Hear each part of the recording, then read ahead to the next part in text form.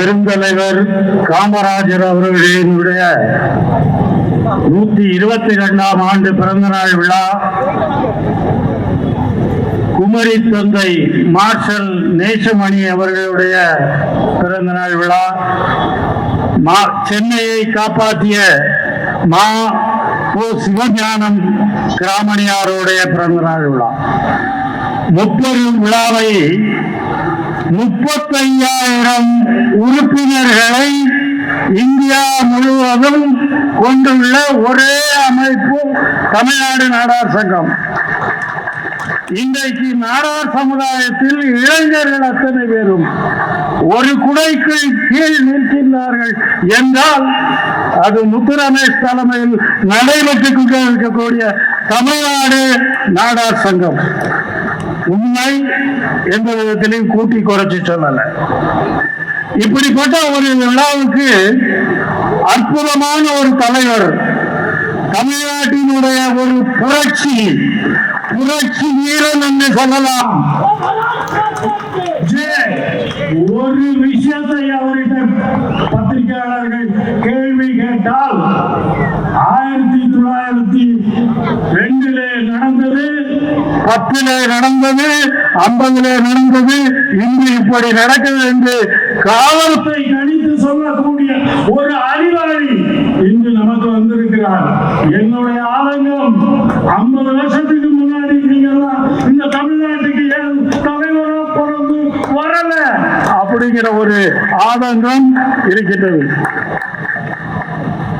காமராஜர் அவர்கள், நான் கண்ட காமராஜர் அவர்கள் ஆறுமுகநேரியில் அவர் காலமாகவதற்கு 3 மாதங்களுக்கு முன்பாக அந்த ஆறுமுகநேரி பஞ்சாயத்து போர்டு திறக்க வந்திருக்கிறார்கள்.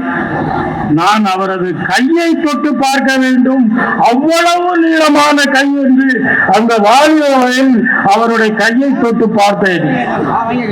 அங்கு அவர் ஒரு கட்சிக்காரர், நகர செயலாளர், ஒரு பத்திரிகையை வெளியிடுவேன் என் ஐயா அப்படின்னு அவர்கிட்ட வந்து கொடுக்கிறாரு. பக்கத்துல இருக்கும். இது மாதிரி அலங்கார மேடை இல்லை, ஒரு டேபிள் மேல உட்கார்ந்திருந்த காமராஜர் சொன்னாரு அந்த அவரை பார்த்து, மளிகை கடை வச்சிருந்தால அதையும் விட்டா, இப்ப பத்திரிகை வாரிய செஞ்ச தொழில விட்டவனும் கேட்டான், தெரியாத தொழில தொட்டவனும் கேட்டான், முதல்ல அவன் பிள்ளையை கல்யாணம் பண்ணி கொடுக்கறதுக்கு பாடுறா அப்படின்னு சொன்னாரு. என் மனதார காலால கேட்டேன். அதாவது சொல்ல வருவது என்னென்றால், ஒரு சின்ன நகரத்தினுடைய செயலாளர் குடும்பத்தில் எத்தனை பிள்ளைகள் இருக்கிறார்கள் என்பதை என்பால் கூட விரல் நுனியில் வைத்திருந்த தலைவர். சாத்தூரில் அணை கட்ட வேண்டும், அதிகாரிகளை அனுப்பி பாருங்கள் என்று சொல்லுகிறார். அதிகாரிகள் போயிட்டு சாத்தியமில்லைன்னு வந்துட்டாங்க. மறுநாள் அதே அதிகாரிகளை கூப்பிட்டு ஈக்காடு வாங்கல இருந்த தனபால் நாயக்கர், அந்த ஊருக்காரர், அவரையும் கையில கூப்பிட்டுக்கிட்டு நேர போய் வண்டியை கொண்டு ஒரு இடத்துல நிப்பாட்டி, இனிமேல் வண்டி போகாதுன்னு இடத்த விட்டுட்டு இறங்கி எல்லாரும் கும்பலாகி ஒரு வேட்டி மடிச்சு கட்டு ஓடி போய் ஒரு மேட்டையில நின்றுகிட்டு, இந்த பார் இந்த மேடையில இருந்து அண்ணா இருக்கு பாரு, இடையில ஒரு சோரை போடு டேம். இப்படி ஆகப்பட்ட ஒரு எளிமையான அறிவாளி வாழ்ந்த நாடு. சரி, அவர் மட்டும்தான் அப்படியா? அவர் கூட இருந்த அத்தனை பேரும், கக்கன் முதற்கொண்டு சைமன் வரைக்கும் அத்தனை பேரும் அவ்வளவு அருமையான ஒரு நிர்வாகம், ஏழ்மை, அரசு பணத்தில் 5 பைசா தொடாத மக்கள், அப்படிப்பட்ட மக்கள் வாழ்ந்த நாடு. அதே மாதிரி ஒரு ஆட்சி வர வேண்டும் என்றால் உங்களால் தான் முடியும். இறுதியாக மேலும் நேரம் பேசலாம், அத்தனை தலைவர்கள் இருக்கின்றீர்கள், காலம் நேரம் எடுத்துக்கொள்ள விரும்பவில்லை. ஒரே ஒரு கருத்தை மட்டும் நான் இங்கு சொல்லுகிறேன்.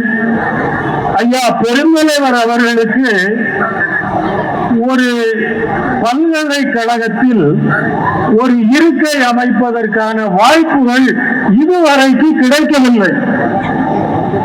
ஆகையினால் உங்கள் தலைமையில் அதை ஒரு சிரத்தையாக எடுத்துக்கொண்டு தமிழ்நாட்டில் இருக்கக்கூடிய ஏதாவது ஒரு பல்கலைக்கழகத்தில் அல்லது இந்தியாவினுடைய பழங்கால பல்கலைக்கழகம் நாலந்தா பல்கலைக்கழகத்திலேயாவது பெருந்தலைவருக்கு ஒரு இருக்கை அமைக்க வேண்டும், அதை நீங்கள் தான் செய்வீர்கள் என்று கேட்டுக்கொண்டு, இந்த மேடைக்கு சம்பந்தம் இல்லை, தொடர்பில்லை, ஆனால் உங்களை விட்டால் வேறு ஆள் இதை செய்ய முடியாது என்ற காரணத்தினால் ஒரே ஒரு கருத்தை மட்டும் நான் சொல்லி விடைபெறுகின்றேன். வியாபாரிக்கு பென்ஷன் வேண்டும். ஐயா அவர்களே, ஒரு சின்ன கடைக்காரன் இருக்கிறான், மழை வெள்ளமோ தீயோ இல்லது சமூக விரோதிகளால் அந்த கடை பாதிக்கப்படுதுன்னா எந்த அரசாங்கமும் ஒரு பைசா இதுவரைக்கு கொடுத்ததாக சரித்திரம் கிடையாது. ஆனால் நல்லாட்சி தந்து கொண்டிருக்கிற மோடி அவர்களுடைய ஆட்சியில் தான் நீங்கள் இந்த திட்டத்தை செயல்படுத்த முடியும். இது போன்ற சிறிய கடைக்காரங்களுக்கு ஒரு இன்சூரன்ஸ் பாதுகாப்பும், ஒரு ஜிஎஸ்டி பதிவு பண்ணி ஒரு அரசாங்கத்துக்கு வரி வசூல் செய்து கொடுக்கக்கூடிய ஒரு வியாபாரிக்கு பென்ஷனாக அரசுக்கு எந்த விதத்திலும் இழப்பு ஏற்படாதவாறு ஒரு திட்டத்தை நாங்கள் இங்கு தயார் செய்துள்ளோம். அதை உங்களிடம் கொடுக்கின்றோம். நீங்கள் தான் அதை செய்ய முடியும். அதை செய்வீர்கள் என்ற நம்பிக்கையோடு கரவொலியோடு இந்த மனுவை ஐயா அவர்களிடம் கொடுக்கின்றேன். வாய்ப்புக்கு நன்றி கூறி விடைபெறுகின்றேன். இவ்வளவு பெரிய கூட்டத்தை கட்டி காக்கக்கூடிய தலைவர் முத்து ரமேஷ் அவர் தலைமையில் மீண்டும் அணி சேருவோம். நன்றி நன்றி நன்றி.